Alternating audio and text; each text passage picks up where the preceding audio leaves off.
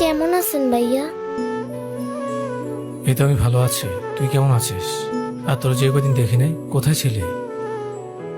আমি ভালো আছি, কিন্তু আম্মা একটু অসুস্থ, তাই এই কদিন বাসার সব কাম আমারই করা লাগছে।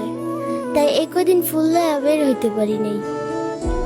এখন তোর মা কেমন আছে? ভালো আছে একটু, কিন্তু ডাক্তার কইছে কিছু পরীক্ষা করাইতে হইব, তাই আজকে একটু ফুললে বের হইছি। ভাইজান, আফার একটা ফুল কিনা দেন। ফুল নেওয়ার যোগ্যতা সবাই রাখে না।